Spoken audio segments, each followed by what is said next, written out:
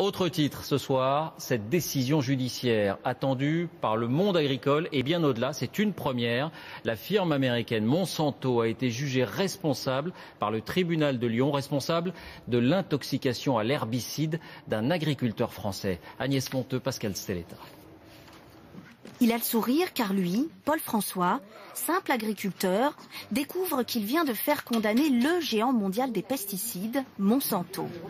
Génial. Des années de bataille pour faire reconnaître sa grave intoxication. C'est un combat qui a été rude, long et très difficile. Si je n'avais pas eu le soutien de mes proches, jamais je n'aurais pu en arriver là. Tout a basculé il y a 8 ans. Ce céréalier nettoie le fond de cette cuve qui contient du Lasso, un herbicide commercialisé par Monsanto. Il ressent alors immédiatement un profond malaise.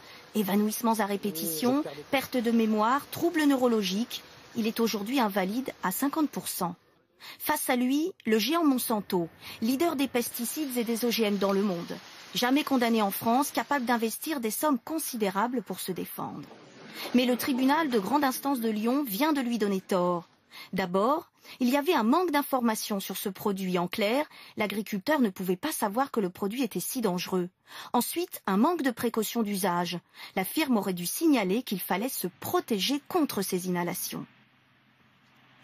Ce qui était important, c'était aujourd'hui, pour la première fois en France, d'épingler le comportement plus que négligent de ces firmes et enfin de mettre un coup d'arrêt, parce que je pense qu'il faut mettre un coup d'arrêt aux pratiques de ce type de société. Le montant des indemnisations n'a pas encore été fixé, mais Monsanto compte faire appel.